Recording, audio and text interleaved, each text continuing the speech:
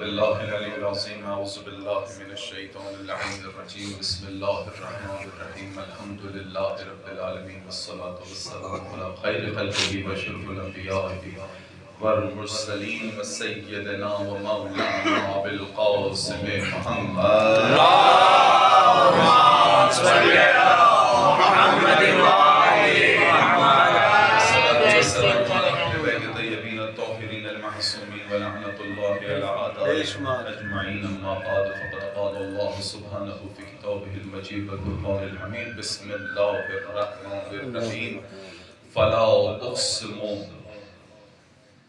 اقسم انا اعطیناک الکوثر صلوات اللہم صلی علی محمد وآل محمد وعجل فرجہم۔ تمام حمد و ثنا ہے رب دو جہاں کی کہ جو اس کا پیدا کرنے والا تھی بے شک بے شک اور درود و سلام ہے اللہم صلی علی محمد وآل محمد تک پہنچا دیا جیسا کہ پہنچانے کا حق تھا۔ بے شک عزیزان گرامی قدر سورہ واقعہ کی آیت تلاوت کرنے کی خواہش تھی، اور خواہش سے پہلے خیال یہ آیا کہ جس ذات کا تذکرہ کر رہا ہوں اس کے ذات کی اس فضائل میں کیسے زباں رواں ہو کہ جس کے لیے معصوم فرمائیں کہ ہماری جدہ کی مثال لیلۃ القدر جیسی ہے۔ سبحان اللہ لیلۃ القدر کے لیے خدا کہے کہ وما ادراک ما لیلۃ القدر، سبحان اللہ کیا جانو کہ لیلۃ القدر کیا ہے۔ اور جب راز الہی کی بات ہو تو سورہ واقعہ میں فلا اقسم بمواقع النجوم کہ خدا قسم کھاتا ہے ان ستاروں کی جو اپنی جگہ چھوڑ دیتے ہیں۔ کیا بات ہے، اور تم اگر جانو تو یہ قسم بہت بڑی قسم ہے، بہت عجب انداز سے گفتگو کر رہا ہے۔ ستاروں کی بات ہو تو ہم نے اپنے بچپن میں پڑھا اور اپنے بچوں کو پڑھایا کہ ستارے اور سیارے میں کچھ فرق ہوتا ہے۔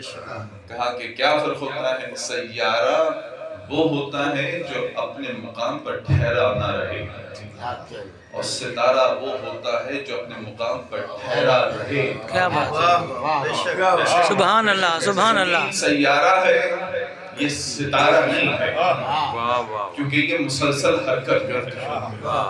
تارا جہاں تھا وہاں ہے، وہیں رہے گا، اور یہی وجہ ہے کہ قرآن نے کہا کہ ہم نے ستاروں کو خلق کیا جس کو دیکھ کر تو اپنی راہوں کو متعین کرتے ہیں۔ مطلب جب سے انسان اس دنیا میں آیا ہے ستارے پہ جب نگاہ پڑی وہ اپنی جگہ تھا، کوئی ستارہ اپنی جگہ چھوڑتا نہیں ہے۔ کیا بات ہے، اور خدا قسم کھا رہا ہے اس ستارے کی کہ جو اپنی جگہ چھوڑ دے۔ تو ہم تو تاریخ دانوں سے صرف یہ سوال کرتے ہیں کہ یہ بتا دو، تاریخ دان کی کیا سائنسدانوں سے بھی سوال کرتے ہیں کہ بتاؤ کہ وہ کون سا ستارہ ہے کہ جو کبھی چلا اور چلتے ہوئے کسی کے در پہ آیا۔ اس ستارے کی پتہ ہی نہیں، نبی کو پتہ ہے۔ تاریخ نے دیکھا کہ ایک ستارہ تھا جو آسمان سے اپنی جگہ کو چھوڑ کر آیا۔ سبحان اللہ۔ ستارے ہی نہیں آتے ہیں، یہ اوپر والوں کے معاملے ہی ایسے ہیں، آتے ہیں تو صرف ایک ہی گھر میں آتے ہیں۔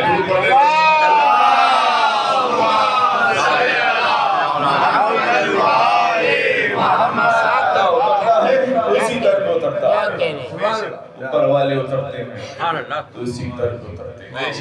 لیکن عجب معاملہ ہے جب اوپر والے اس در پہ آتے ہیں تو کبھی فقیر کہلاتے ہیں، کبھی اسیر کہلاتے ہیں، کبھی مسکین کہلاتے ہیں، اپنا تعارف بھی نہیں کراتے۔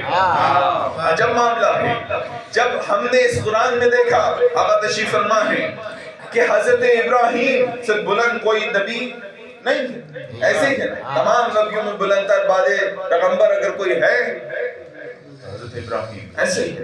ابراہیم کا واقعہ جب ہم نے قرآن میں پڑھا تو کیا تھا کہ جب ابراہیم کے پاس ہم نے کچھ اپنے معزز فرشتے بھیجے، اتنے معزز تھے کہ ابراہیم پہچان نہ سکے. انسانی روپ میں آئے تھے، دسترخوان بچھایا، گوشت بھونا. کتنی دیر لگی ہوگی اس زمانے میں گوشت کو بھوننے میں؟ دسترخوان کے سجنے میں دسترخوان پر بٹھایا. ابھی تک ابراہیم کو نہ پہچان سکے ہیں کہ کون ہے آیا. دسترخوان پر بٹھایا، اب انتظار میں ہے کہ ہاتھ بڑھائیں. ابراہیم مہمان نواز مشہور ہیں، کہتے ہیں کہ یہ سب آپ کے لیے اہتمام کیا ہے، اب ہاتھ کو نہیں بڑھاتے. فرشتے ہیں، ابھی تک تعارف نہیں ہوا ہے ابراہیم کو. نبیوں میں سب سے اولو العزم نبی ہے، مگر فرشتوں کو نہیں پہچان پا رہے. نہیں پہچان پا رہے. خدا دروازے پر دستک ہوتی ہے، کہا کون؟ کہا کہ میں رضوان جنت ہوں. خدا زہرا کہتی ہے مجھے رضوان نہ کہہ، میں جانتی ہوں تو کون ہے. جبریل آیا ہے، زہرا پہچان گئی ہے. پردے پر محمد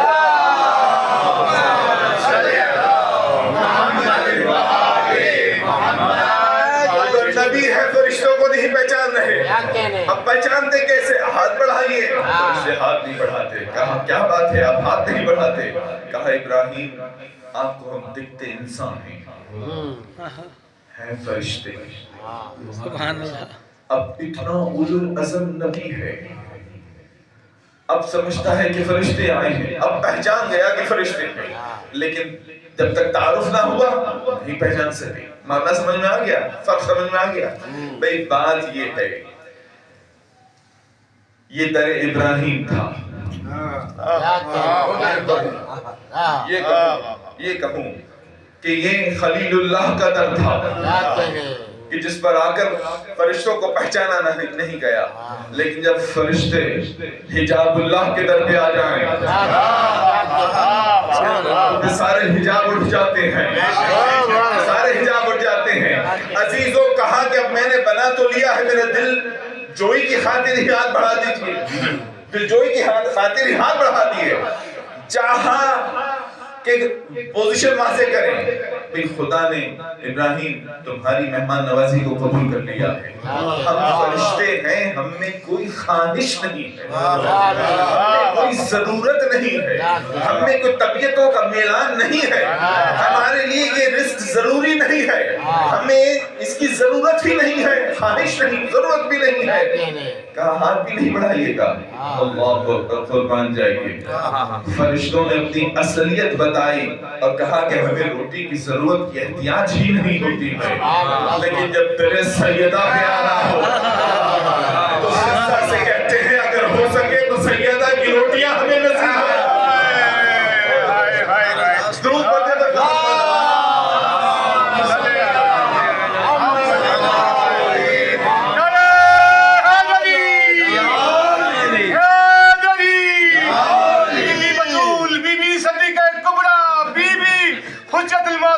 بلند سے بلند ترین صلوات.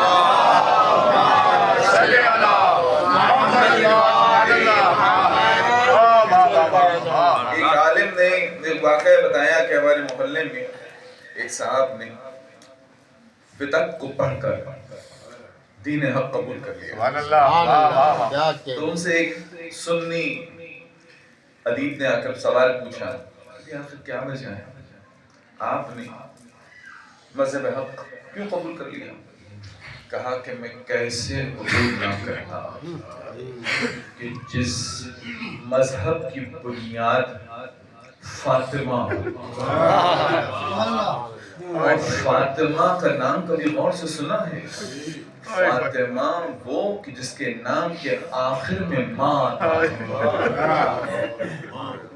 لفظ ماں کو فاطمہ نے وہ معنی عطا کرتی ہے، وہ معراج عطا کرتی ہے. ایسے بڑھتا ہے، ایسے بڑھتا ہے کہ باپ کہتا ہے کہ تو ام ابیہا، تو ام ابیہا. اللہ اکبر، کتنی عظیم بات ہے. عزیزوں یہ شہزادی عجب ہے. دن وہ آ گئے ہیں کہ جس کا وعدہ خدا نے اپنے نبی سے کیا وہی دن ہے نا وَلَا سَوْفَ يُؤْتِيكَ رَبُّكَ فَتَرْضَىٰ اے محمد ہم تمہیں ان قریب کچھ ایسا عطا کریں گے کہ تم ہم سے راضی ہو جاؤ. کتنا فرق ہے خلق میں, کتنا فرق ہے کہ ساری کی ساری مخلوق کیا چاہتی ہے خدا کی رضا, اور اللہ چاہتا ہے اپنے حبیب کی رضا. سبحان اللہ سبحان اللہ. اور اس کو پتا ہے کہ میں نے تو پوری کائنات خلقی ہے تو اس کے صدقے میں خلقی ہے, ایسا کیا عطا کروں کہ میرا محمد خوش ہو جائے. سبحان اللہ. کہ مقام تفاخر میں جب مولا کائنات اپنی فضیلتیں اپنی زوجہ عظیم سے بیان کر رہے ہیں تو بیان کرتے کرتے ایک دفعہ شہزادی روک کے کہتی ہیں آپ کی فضیلتیں بجا, یا علی آپ کے تمام فضائل بجا, لیکن یا علی خدا نے آپ کے نور کو پاک رحموں اور پاک بدنوں میں رکھا, پاک سلوکوں میں رکھا, لیکن یا علی خدا نے میرے نور کو, سبحان اللہ, میرے نور کو یہ بھی گوارا نہیں کیا کہ پاک سلبوں میں رکھے یا پاک رحموں میں منتقل کرتا رہے. خدا نے میرے نور کو اپنے پاس محفوظ کیا انعام عطا کیا ہے محمد کو خداوند عظیم نے. ہم تمہیں کچھ ایسا عطا کریں گے, یہ عطا ایسی ہو تو روایت ہی میں کیوں نہ ملے کہ جب جب وہ عطا دکھتی تھی تو محمد کھڑے ہو جاتے کہ یہ وہ میرا انعام آ رہا ہے, یہ وہ میری عطا آ رہی ہے جو خدا نے مجھے عطا کی. کیا مقام ہے. بعض اوقات ہمیں پہلو نہیں سمجھ میں آتے کہ جو کہا محمد مصطفیٰ صلی اللہ علیہ وسلم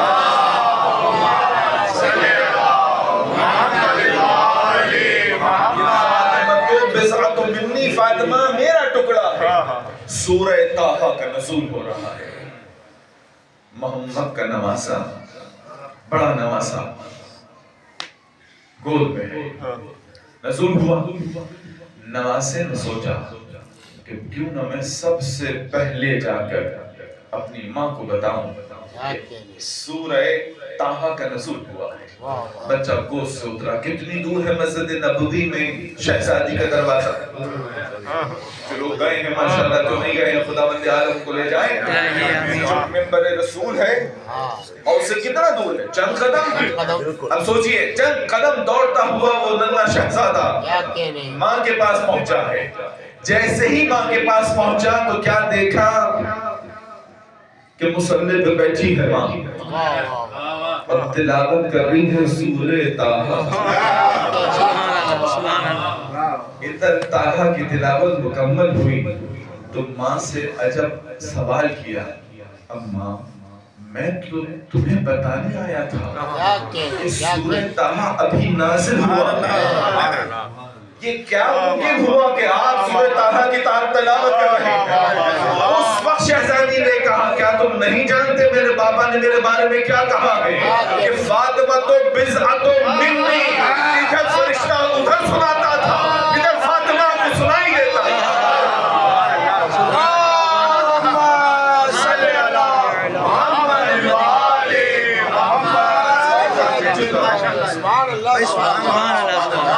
اور جس گھر میں ولادت ہو تو آپ مبارک کس کو دیجئے گا. کیا بات ہے. سبحان اللہ. مبارک کا مستحق کون ہوتا ہے؟ مبارک کا مستحق گھر والے ہوتے ہیں. سب سے پہلے آپ باپ کو مبارکباد دیتے ہیں, ایسا ہے. تو آج کا دن, یہ دن کون سے ہیں جس میں پیغمبر کو مبارکباد دی جائے. آج کا دن وہ دن ہے کہ جس میں جناب خدیجۃ الکبریٰ کو مبارکباد دی جائے. یہ کون ہے؟ یہ ذاتیں بھی تو ایسی ہیں جن کے لیے قرآن نے تعارف کرا چکی ہے. وَوَجَدَكَ عَائِلًا فَأَغْنَىٰ. اے محمد جب تک دست تھے تو ہم نے تمہیں غنی نہیں کر دیا. یعنی کہ پیغمبر کو عطا ہوئی ہے تو فاطمہ الزہرا عطا ہوئی ہے, ایسا کچھ عطا کریں گے. عطا کس ذریعے سے ہوئی ہے. دیکھیں وسیلے کی قدر کو اس طرح سے جانے کی. یہ آغا عمران تشریف فرمائے تو اسے بہت ماشاءاللہ اللہ کی درجات کو بلند کرے. عزیزان خدا اپنی توحید کا اعلان کرتے ہوئے کہتا ہے کہ دیکھو عبادت کرنا تو صرف میری. وَبِالْوَالِدَيْنِ احسانا، اور احسان سے پیش آنا اپنے والدین سے. نہ نبوت کا کوئی تصور بیچ میں، نہ امامت کی کوئی ضرورت بیچ میں. اب کبھی اس طرح سے دیکھیں توحید کے لیے کہا کہ دیکھو عبادت کرنی ہے تو صرف میرے لیے، اور بلا فصل جملہ ہے بالوالدین کا احسان کرنا. عزیزان عجب جملہ ہے. ممکن ہے کہ آپ کبھی یہ سوچیں کہ یار یہ والدین بیچ میں کیا. میں تو اکثر سوچتا ہوں کہ نہ نبوت بیچ میں، نہ امامت بیچ میں، سیدھے والدین پہ خدا اتر آتا ہے. اور نہ کہیں مسلمان کا تذکرہ ہے، نہ وہ کہتا ہے اس کا حکم ہے خالق ہونے کی حیثیت سے کہ یاد رکھو عبادت ہے تو میرے لیے، اور اپنے والدین کے ساتھ احسان کرو. شاید خدا بتانا یہ چاہتا ہے تمہارا اور میرا وجود باعث بنا ہے والدین کے وسیلے کی.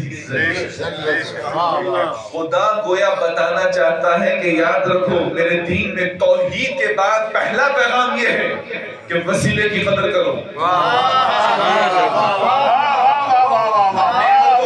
نعمتوں کو جب گنوایا گیا تو معصوم نے کہا سب سے بڑی نعمت یہ ہے کہ تمہیں خدا نے وجود دیا.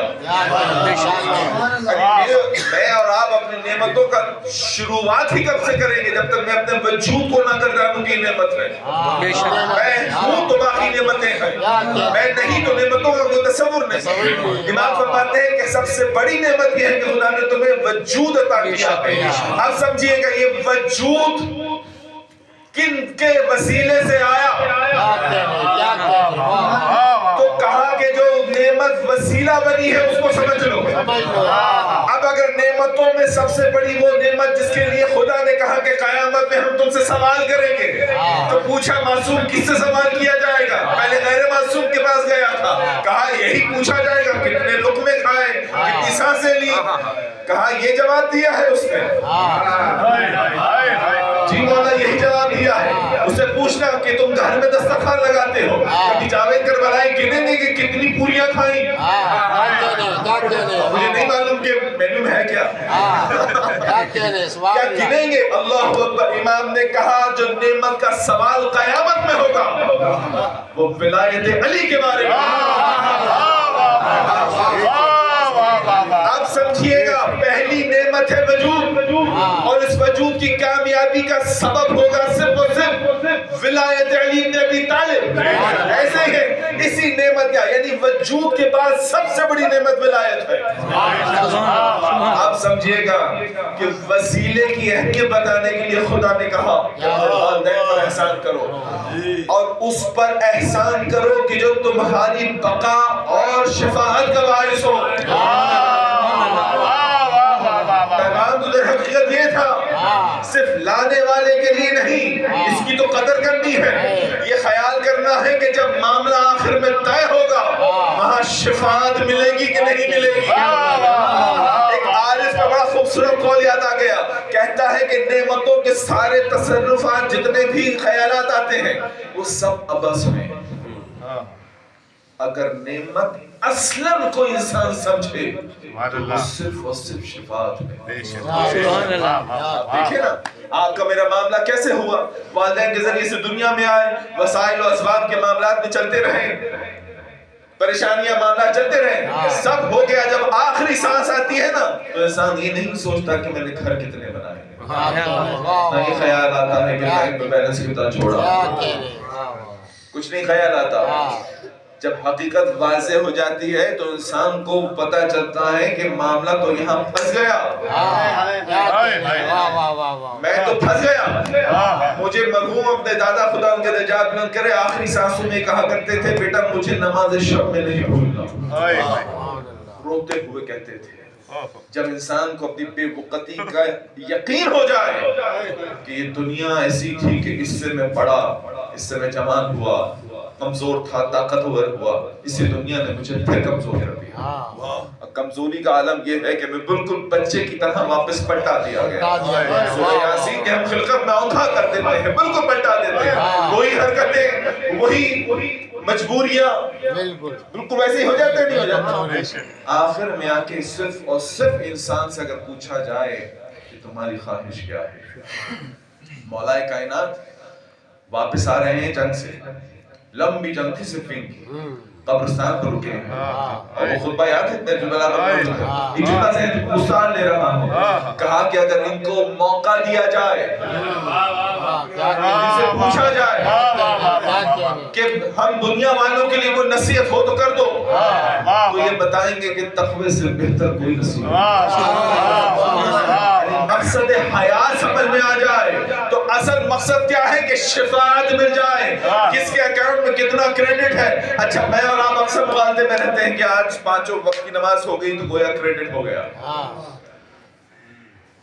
وہاں خیال آتے ہی بعض اوقات انٹریاں محف کر دی جاتی ہیں۔ ادھر ذرا سا یہ خیال آیا کہ یہ نیکی مزہ آ گیا، اللہ اکبر، جہاں عبادتوں میں ذرا سا فخر آیا وہاں وہ جنرل لیجر سے انٹری ختم۔ تو اب کسی کے پاس اتنا ہے دم تو وہ یہ کہے کہ میرے بیلنس میں کافی کریڈٹ ہوگا، نہیں معلوم کون سا کریڈٹ آپ کا دیا ہو، اپنے دیے اپنے لکھائے ہوئے کریڈٹ پر کبھی یقین نہ رکھیے گا۔ وہ لوگ جن کا آپ بھلا کرتے ہیں ان کے دل سے جو آپ کے لیے دعا نکلتی ہے، جب میرے اور آپ کے سامنے نامہ اعمال آئے تو وہ دعائیں جو لکھی جائیں گی نا وہ کبھی محب نہیں ہوتی۔ جو دل سے دعا نکلتی ہے خدا اس کی مشکلیں آسان کرے۔ مشکلیں دنیا کی تھوڑی ہیں، مشکلیں تو آزمائشیں ہوتی ہیں۔ مشکل تو اس گھڑی کو کہتے ہیں کہ جب انسان کے پاس عمل روک دیا جائے گا، اب وہ سب منتظر ہوگا کہ کچھ چاہنے والے مجھے بھیج دیں۔ وہ ہوتی ہے اس وقت قسمہ پرسی میں پتہ چلتا ہے کون سی کرنسی کام آئے۔ وہ کرنسی کیا ہے؟ شفاعت چاہیے، شفاعت چاہیے۔ درود پڑھنے پر محمد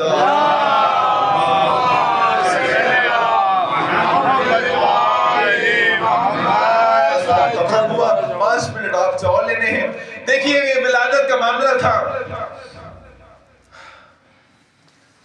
جب یہ انعام نازل ہوا تو پیغمبر کو حکم ہوا کہ 40 دن تک وظیفہ کاٹیں۔ تحفہ کیسا عظیم ہے، چونکہ وقت کی روایت تھی تو میں نے عرض کر دوں 40 دن تک جناب خدیجہ کے پاس نہیں گئے۔ مولا کائنات کو بلا کے پوچھا، آئے کیوں نہیں جاتے؟ کوئی ناراضگی نہیں؟ پھر کیا بات ہے؟ خدا کی طرف سے حکم آیا ہے کہ جو نعمت آپ کو دی جا رہی ہے اس کے لیے محمد جیسا نبی جب عبادتوں میں کھڑا ہوتا ہے تو خدا کہتا ہے کہ ذرا کم کم عبادت کیا، تمہارے پاؤں میں ورم آ جاتا ہے، لیکن جو نعمت تمہیں دے رہے ہیں یہاں 40 دن کی خاص عبادت ہے جو پیغمبر انجام فرما رہے ہیں۔ تو معصوم سے جب پوچھا گیا یہ کیوں، کہا بات یہ تھی پیغمبر کے لیے بھی یہ خاص وظیفہ کرنا ضروری تھا، کیونکہ جو نعمت جو راز الہی ملنے والا تھا اگر یہ عبادت انجام نہ دی جاتی تو یہ دنیا تباہ ہو جاتی۔ بے شک یہ قرآن اگر ہم پہاڑوں پہ نازل کرتے تو ریزہ ریزہ یہ اس قرآن کی منزلت ہے جو قلب محمد پہ اتر سکا تو صرف وہی اتر سکا، قلب محمد تھا جو قرآن اتر سکا۔ یہ فاطمہ تھی جس نے اترنا تھا تو اس کے لیے خاص اہتمام ہونا تھا۔ سبحان اللہ، سبحان اللہ۔ اللہ اکبر۔ جب آئے ہیں گھر میں صدقہ وغیرہ کئی 1000 دینار خیر آئے، اور پھر اس کے بعد صدقہ اتارنے کے بعد پیغمبر نے جب زیارت کی اپنی بیٹی کی تو کہا خدیجہ اگر تمہاری بیٹی نہ آتی تو میں اور علی خلق نہ ہوتے. وہ روایت ذہن میں آ گئی حدیث قدسی کہ میں کائنات کو خلق نہ کرتا تجھے نہ خلق کرتا, علی تمہیں نہ خلق کرتا اگر علی کو خلق نہ کرتا. پیغمبر کہہ رہے ہیں وہ آ گئی, اگر وہ نہ آتی تو خدا مجھے اور علی کو خلق نہ کرتا. اور پھر عجب جملہ کہا, خدیجہ تم نے وہ بیٹی دی ہے کہ اگر یہ نہ ہوتی تو میں اور علی 7 لوگوں کو بھی کلمہ نہ پڑھوا سکتے. اس وقت جملہ کہا تھا اور واضح کب ہوا ہے کہ جب مباہلے کی منزل آئی ہے کہ 7 علماء آئے تھے عیسائی, اور سب جب نہیں مان سکے تو کون کون دروازے پہ گیا ہے؟ رسالت دروازے پہ گئی, نبوت دروازے پہ گئی, امامت دروازے پہ گئی, ولایت دروازے پہ گئی ہے. ہاتھ جوڑ کے کہہ رہی ہے زہرا اگر تم نہ چلی تو ہم کسی کو توحید نہ سکھائیں. عجب معاملہ ہے زہرا, عجب معاملہ ہے. لیکن جب یہی زہرا دربار میں کھڑے ہو کے خطبہ دے رہی ہے تو مسلمانوں سے کہہ رہی ہے وہ وقت بھول گئے, وہ وقت بھول گئے کہ جب تمہارے گھروں کے چولہے میرے شوہر کے ذوالفقار کی باعث جلتے ہیں. گویا زہرا بتا رہی ہے کہ تمہاری رزاق ذوالفقار رہی ہے. وہ بھول گئے. پتہ نہیں لوگ کہتے ہیں فتح مانگنے گئی تھی, نہیں بھکاریوں کے اوقات دلانے آتی تھی. تم وہ ہو جو میرے شوہر کی تلوار کی روٹیوں پہ پلتے رہے ہو.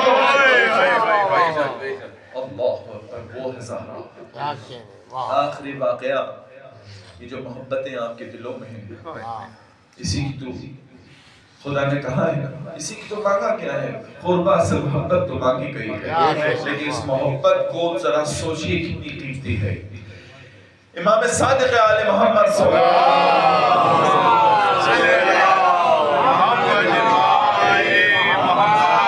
آخری روایت اور پھر آگا انشاءاللہ عمران صاحب دعائیہ کلمات ادا کر دیں گے. امام تشریف فرما ہیں, اصحاب موجود ہیں, کھجور تناول کر رہے ہیں. ایسے میں ایک صحابی آیا, چہرے پہ رنگ گویا کہ اڑا اڑا سا ہے, بیٹھا سلام دعا کی. امام نے کھجور کہا مولا طبیعت نہیں کرتی, جو منظر دیکھ کر آیا ہوں طبیعت نہیں کرتی. امام نے کہا تم کھاؤ میں پوچھتا ہوں. تو اس نے حکم امام تھا, ایک کھجور لیا اور کھجور کھایا. اور کھانے کے بعد کہا اور لوگ, کہا مولا طبیعت نہیں کر رہی. اچھا بتاؤ کیا دیکھ کر آیا؟ کہا مولا میں بھی دیکھ کر آیا کہ سڑک کنارے ایک ضعیفہ چلتی جا رہی تھی, کہیں گری اور گرنے کے بعد اس کے پسلیوں میں چوٹ لگی اور وہ وہاں بیٹھ گئی. اور سپاہی ساتھ سے گزر رہے تھے. اس وقت نہ معلوم اس کے دل میں کیا خیال آیا کہ وہ اتنا گریہ کیا, اتنا گریہ کیا, اور گریہ کرتے ہوئے کہہ رہی تھی کہ لعنت اللہ علی القوم الظالمین یا زہرا یا زہرا, لعنت اللہ علی القوم الظالمین یا زہرا, اور گریہ کر رہی تھی. ایسے میں سپاہی گزر رہے تھے. یہ پہچان گئے کہ یہ عقیدہ اب کیا رکھتی ہے اور کس کے لیے لعنت بھیج رہی ہے. ان میں سے ایک سپاہی آگے بڑھا, اس نے اس کو زور زبردستی اٹھایا اور بڑی ہی بے دردی سے اس کو دربار کی طرف لے کے گئے ہیں, دربار کی طرف لے کے گئے ہیں. جیسے ہی سنا امام کے ہاتھ میں خرما تھا, امام نے خرما واپس کہا کیا ہم بھی اس وقت تک نہیں کھائیں گے کہ جب تک ہماری وہ چاہنے والی رہے. امام اٹھے, مصلی پر پہنچے. اب مصلی پہ جا کے سجدے میں سر رکھا ہوگا. اب امام کی دعا ہو اور اثر نہ رکھے. ادھر دربار میں پہنچایا گیا ہے, ادھر بھی امام کا چاہنے والا صحابی موجود ہے. اس وقت ادھر امام نے دعا کی ہے, ادھر حاکم کے ذہن بدل گیا، کہا کس قصور میں لائے ہو؟ کہا یہ قصور ہے۔ کہا اس میں کیا قصور ہے؟ جس نے بھی فاطمہ پہ ظلم ڈھایا ہو خدا اس پر لعنت کرے۔ یہ جملہ کہا، کہتا تو نہیں مگر امام کی دعا تھی تو کہا گیا۔ یہ جملے نکلے اور کہا کہ اس کو 40 درہم دے کر رخصت کیا جائے۔ ادھر 40 درہم لے کر سپاہی آگے بڑھا تو فاطمہ کی چاہنے والی نے کہا کہ مجھے تجھ سے پیسے نہیں چاہیے۔ ادھر امام کے پاس خبر پہنچی، کہا کہ اس کو ہم سے ملاقات کرائی جائے۔ آئے اور کہا کہ تمہیں امام صادق بلاتے ہیں۔ آئی دربار امام نے، سلام کیا۔ جب سلام کیا تو امام نے پوچھا کہ تم نے پیسے کیوں نہیں دیے؟ کہا مولا جن لوگوں کے دلوں میں ان لوگوں کی محبت ہو کہ جنہوں نے میری بیوی پر ظلم ڈھائے ہو، ان کا حق مارا ہو، میں اس سے کبھی کچھ دولت نہ لوں گی۔ نظردار ہو ادھر رضوان نے رخصت لیا اور پھر اپنے سپاہی چاہنے والے کو بھیجا، جاؤ اس کے گھر پر یہ درہم و دینار دو۔ جیسے ہی وہ درہم و دینار دیکھے عزیزوں کو وہی تعداد تھی جو تعداد وہاں مل رہی تھی۔ عزاداروں بس میں بتانا یہ چاہتا ہوں کہ یہ محبت بڑی قیمتی ہے، یہ زہرا کے نام پر نکلنے والے آنسو بڑے قیمتی ہیں۔ یہ آنسو اپنے بیٹے کے لیے سمیٹنے آتی ہے، لیکن جب آپ چاہ رہی تھی اس دنیا سے کہہ رہی تھی یا علی میرے بچوں کا خیال رکھے گا، مگر یا علی دیکھیے میرے حسین کے لیے خاص، میرے حسین کے لیے خاص۔ آخری دنوں میں زینب نے پوچھا تھا آپ کو وصیت کو بیان کرو، کہا آپ میری کوئی وصیت تو بتاؤ۔ زہرا نے کہا زینب کو سوال ہو تو بیان کرو۔ زینب نے پلٹ کر کہا اپنا ایک سوال ہے۔ کہا کیا سوال ہے؟ سوال یہ ہے ماں کہ ساری زندگی میں دیکھتی آ رہی ہوں کہ ساری رات آپ نے کبھی امام حسن کو، میرے بھائی حسن کو پانی نہیں پلاتی،